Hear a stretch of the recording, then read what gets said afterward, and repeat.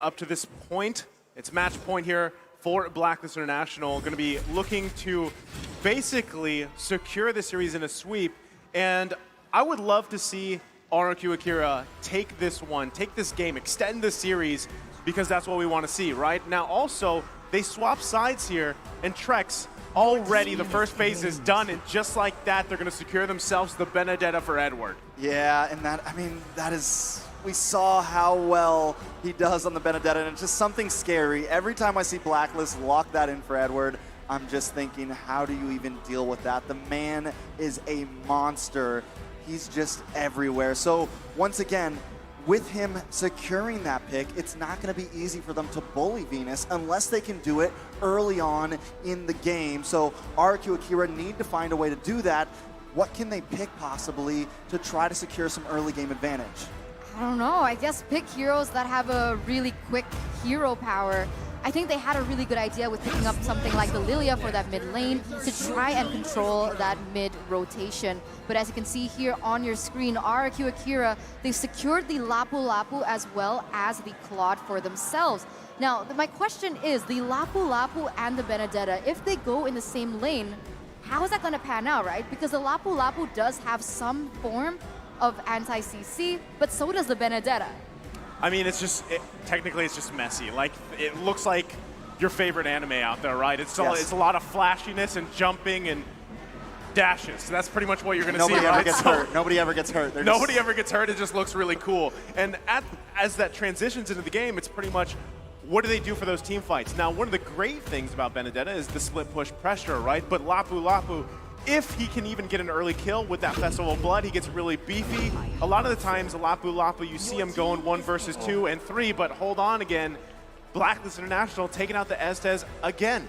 Not only that, but they also have that Valentina in, and I got a feeling this is going to be a jungle Valentina most likely, possibly a mid, but still, that's the flexibility that they're bringing with that pick there, and it keeps RRQ AKIRA guessing in the second phase of bans. They are going to take their time with this final pick, but we do have a quote from Luis here. Blacklist International is one of the most dangerous teams in M4.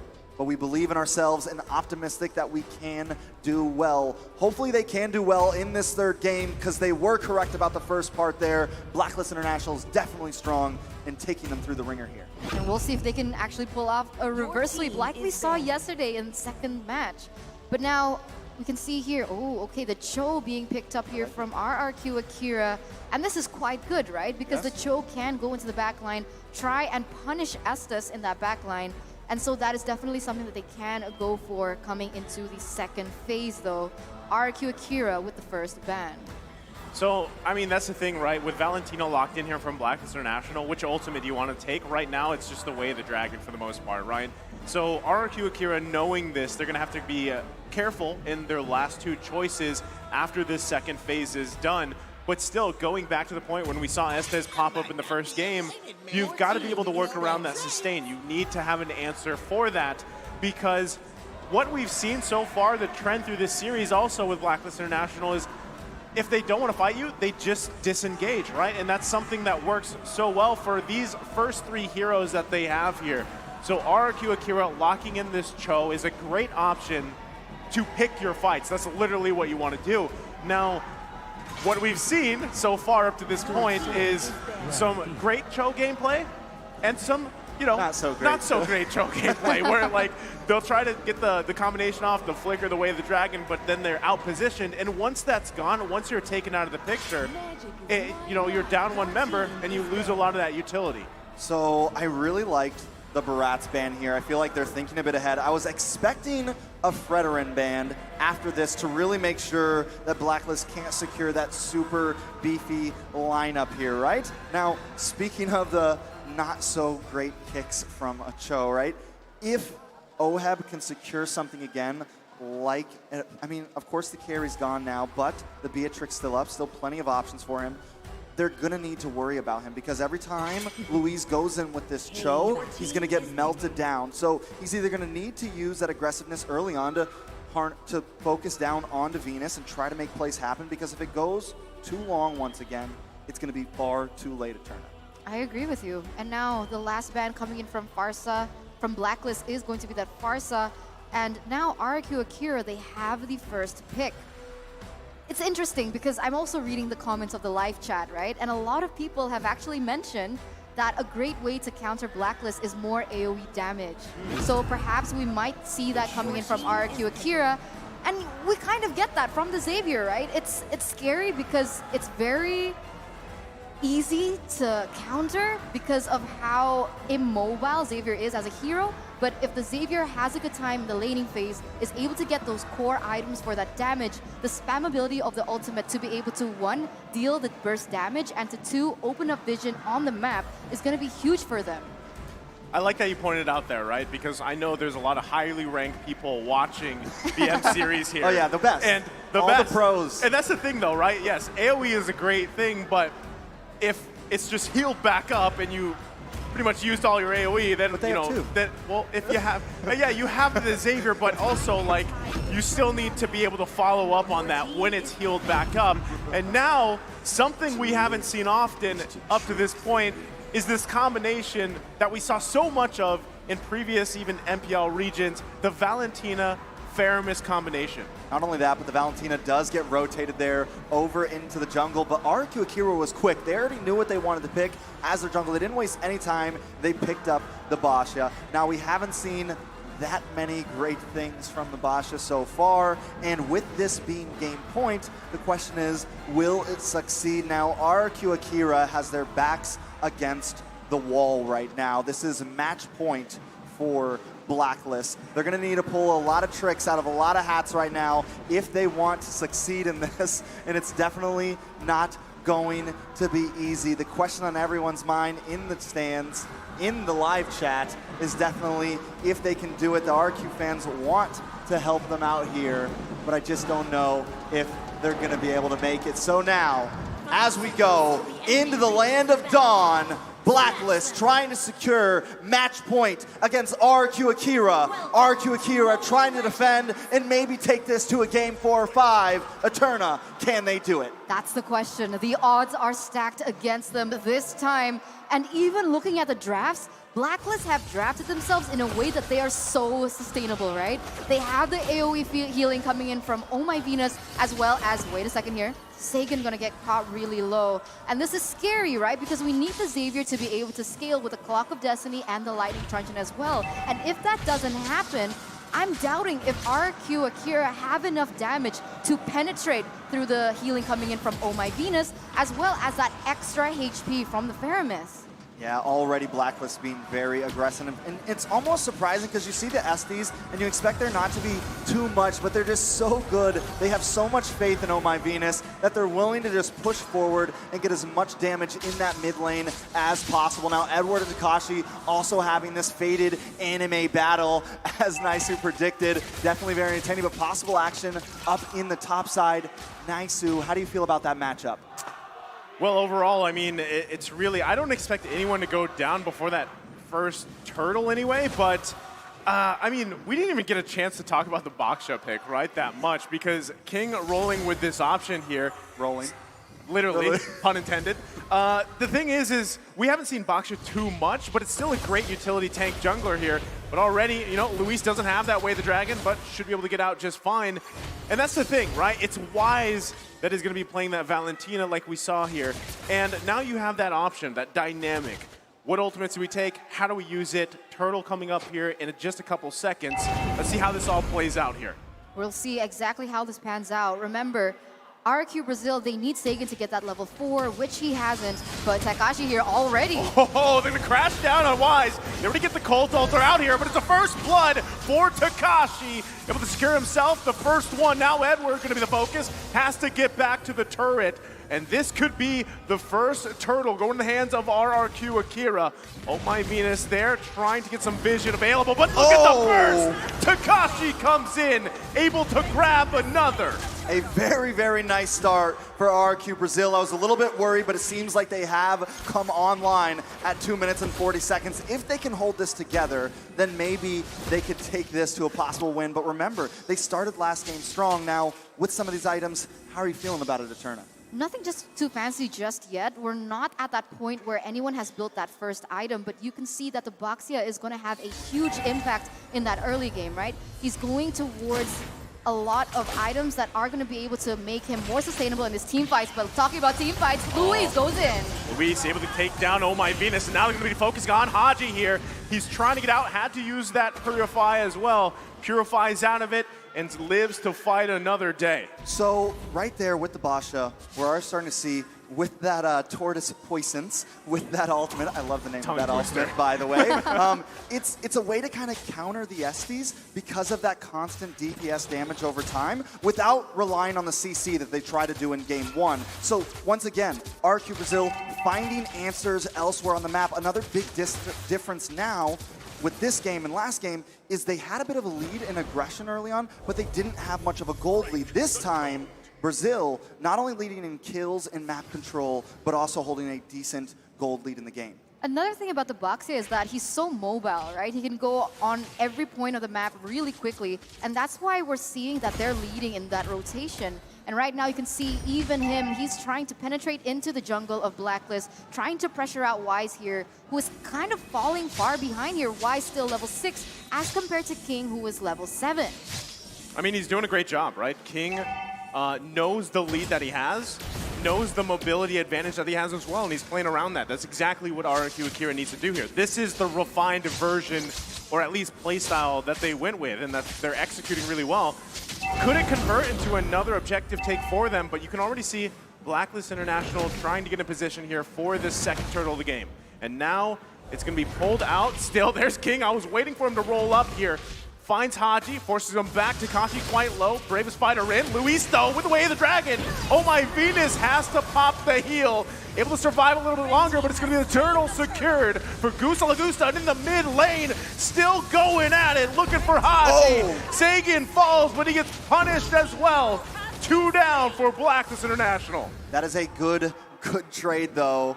I mean, 2 for 1, plus the turtle in the hands of Brazil here. I think they were listening to Eterna because they have been focusing hard on Venus. In literally the first few minutes, 2 kills on a Venus. This is going to slow him down so much. And Blacklist, for the first time in 3 games, fallen behind. Oh, but right now we're taking a look at the items here in the 5th minute. We see that Claude already built up his DHS, but Luis, man, oh man.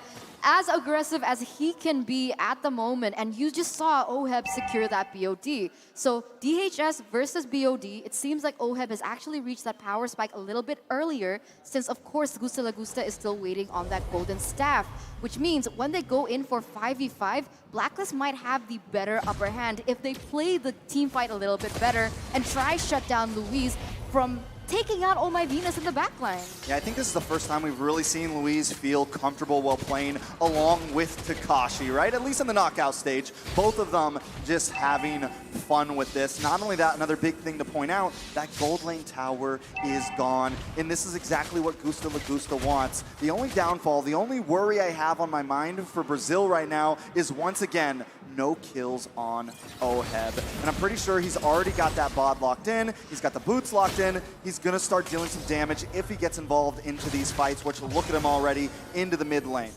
Look at here on the bottom side, ooh. Edward using an electro final blow to get out of there. But, you know, Takashi's doing work here for RRQ Akira. It's 3K gold lead at this point in the game, at almost to the 7-minute mark. Next turtle is going to be up here in just a second, and RRQ Akira is in a great position to contest it as they focus on Oh My Venus. Donning like to miss just barely here by an edge, and now it's Edward going in. There's the Colt Ulcer to respond. The kick comes out. Nobody going down just yet. RRQ Akira running. It's Saigon that falls under the turret. Oh man, with 1 member down, now Blacklist, they're gonna have the upper hand when it comes down to this neutral objective take. They're gonna get that turtle for free, and they're gonna be able to push the limits a bit more. RRQ Brazil, though, they're still leading, but look at how aggressive they start to go in that top side. Gusta Lagusta forced to retreat as of right now, as in the bottom side. Wow, Takashi and Edward still going out of here on the bottom side, holding on to that turret, half health here.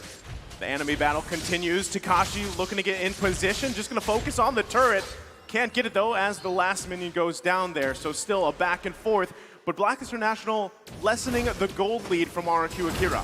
Yeah, all it took was a second, and this is what Blacklist is known for, the rubber band right around that mid-game power spike.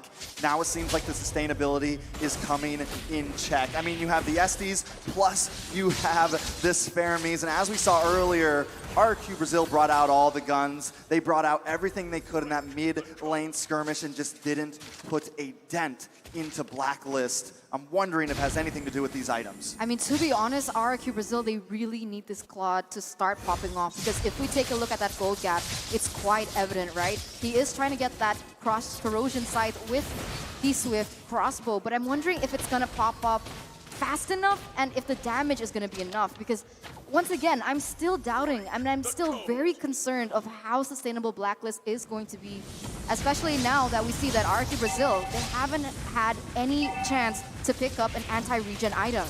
I mean, but Brazil is still being proactive on the map right now, still being aggressive. They've taken another tower in the gold side, and Blacklist, on the other hand, has only taken one from Brazil. Now, Turtle is going to be, no, Lord will be up in just very soon. So if Brazil can possibly secure this next major huge objective, it could help some secure this mid game, but it's definitely not going to be easy. The gold has led up a little bit in the hands of Brazil. Now, I'm feeling good about it. I'm hoping Brazil can bring us to another game, but it's definitely not going to be easy. Yeah, I mean, they're in a good position here, and that's why they're going to go ahead and start up the Lord Dance. Wise holding on to that Way of the Dragon here.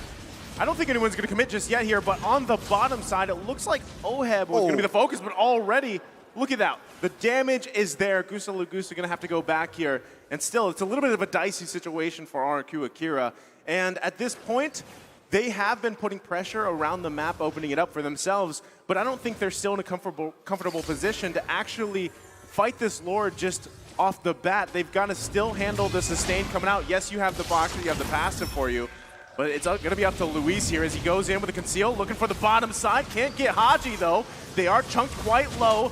Cold Altar still going to be hold on. It's committed now. Oh, my Venus getting slammed down. Takashi goes in for another kill here. They're going to back off. They have the numbers advantage.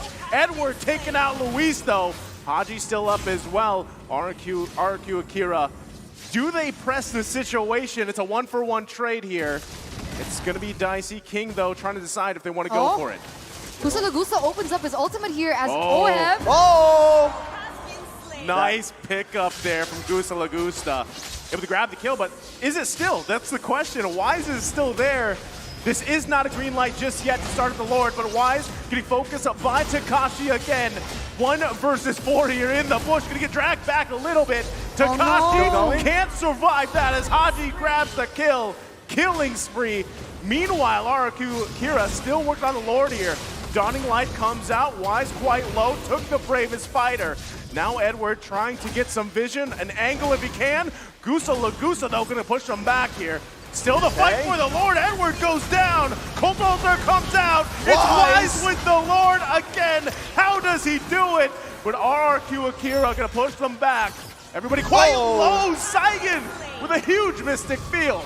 I mean, win or lose here. That was one intense Lord fight. And I like the fact that Brazil didn't force that Lord fight. They did lose out on the Lord, but overall, they're still kind of controlling the map here. They take another tower. Now, quick second, because Oheb's Beatrix has picked up 8 games in has been picked 8 games in M3 with an 87.5% win rate. You match that up with the Estes win rate from earlier for Venus, and it is definitely spelling out for trouble, Eterna. Oh, 100%. I mean, we're seeing the Filipino sniper himself go into action. I mean, need we remind you that he was the MVP of M3 Finals, right? And he even was able to pick out a skin for M3. So coming into this game, I'm not really sure if RRQ Brazil want to do that same thing that they did. That fight was a little too prolonged, and when it gets prolonged like that, it feels like Blacklist has the upper hand because of the constant healing that is happening by Oh My Venus.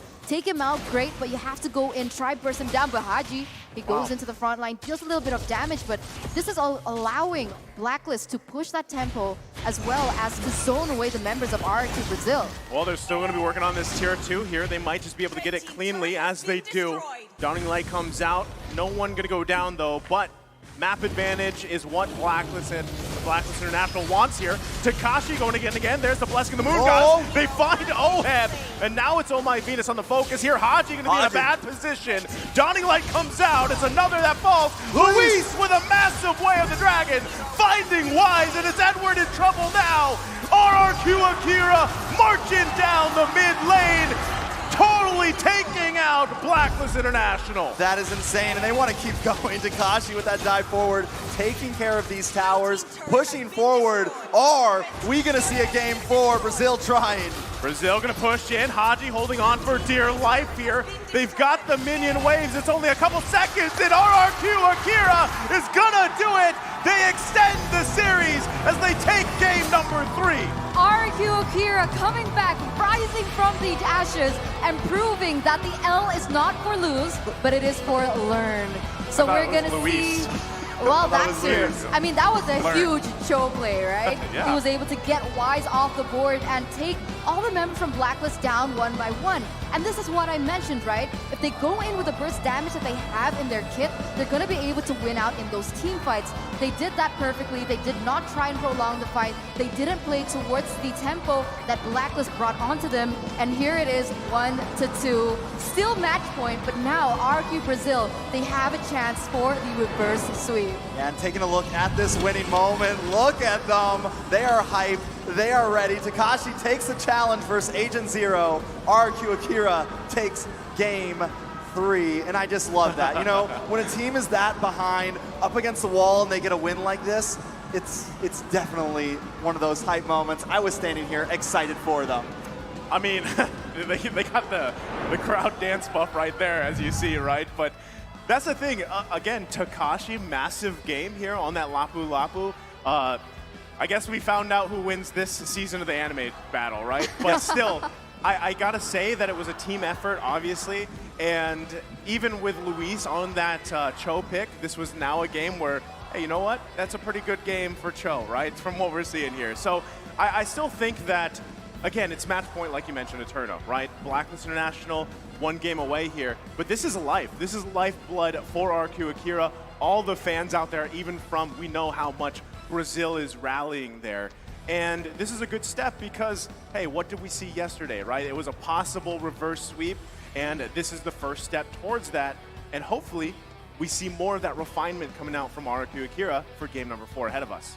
I mean, not only that, but we've seen them get stronger and stronger and stronger from game 1 to game 2 to now. I mean, RRQ Brazil definitely looks very, very good. Definitely wonder how things are hanging over there on the analysis desk. We'll see you soon.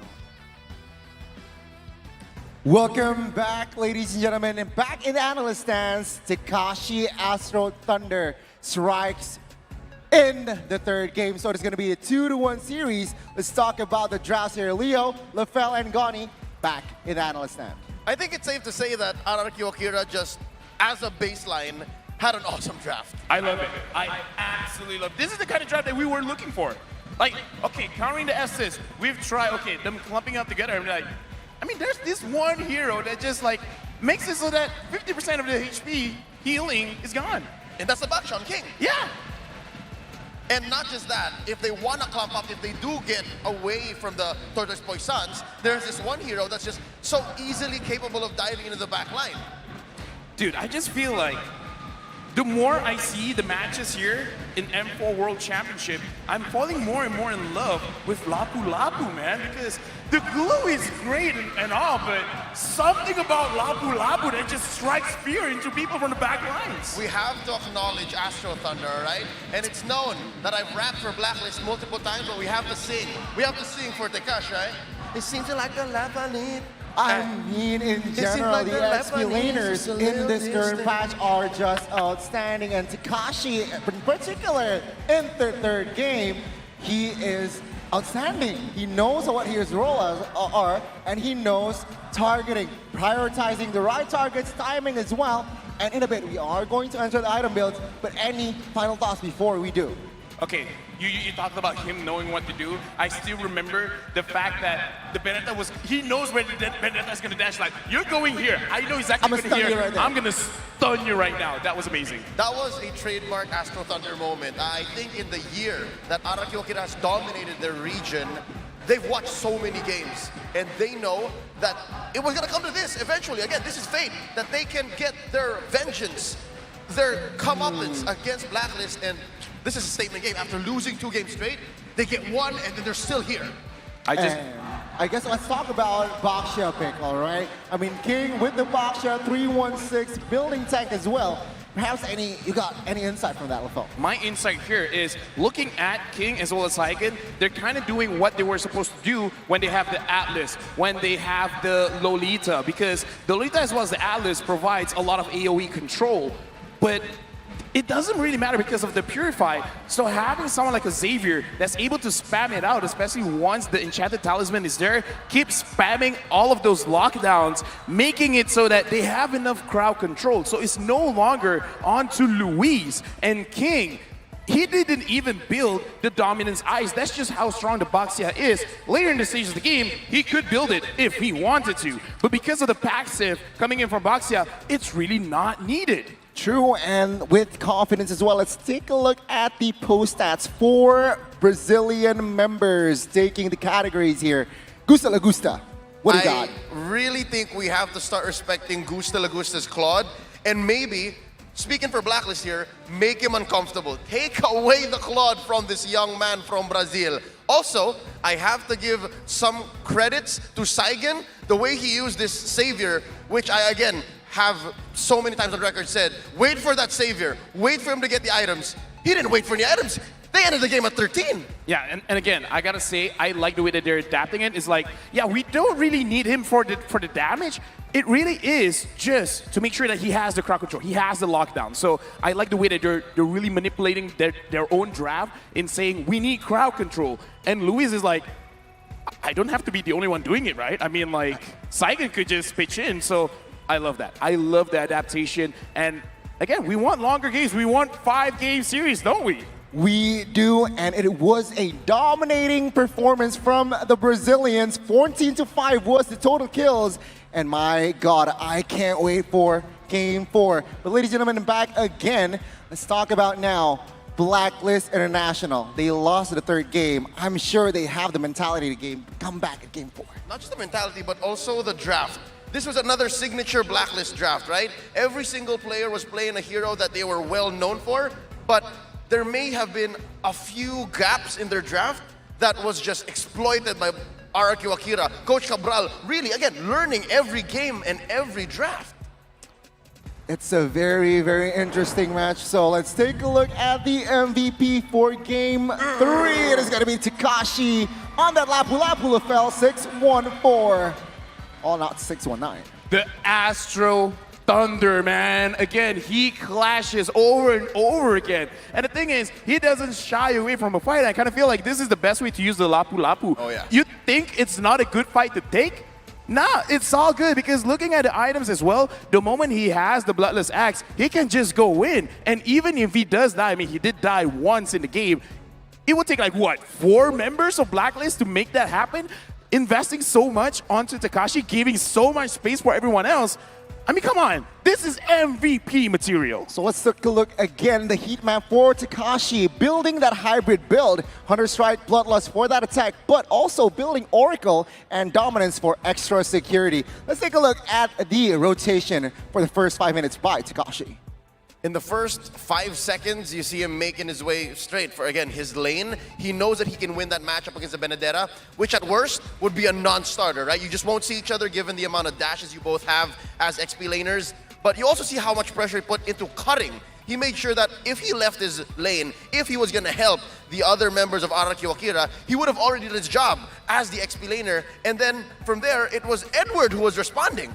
This is the sign of a very good EXP laner when you're not only controlling your own lane, but you're actually influencing the jungle as well as the mid lane. And seriously, look at every really strong EXP laners. They don't just handle their own lane. They make sure that people in mid as well as in the jungle is aware that at any moment, Takashi could just pop up. You know, he's just slamming down with his big sword and really influence like where you can actually move around the map. So looking at this, I really like the high pressure, just like you said, cutting the waves so that he has priority in terms of moving anywhere else.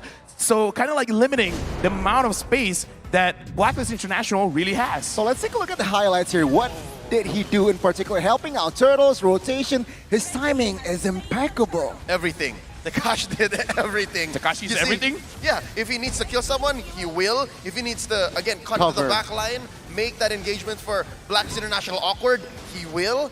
And if he needs to die, now one time he did, right here, he will. Because again, at least it made it awkward for Blacklist to commit for the Lord and then lose out men on the way back.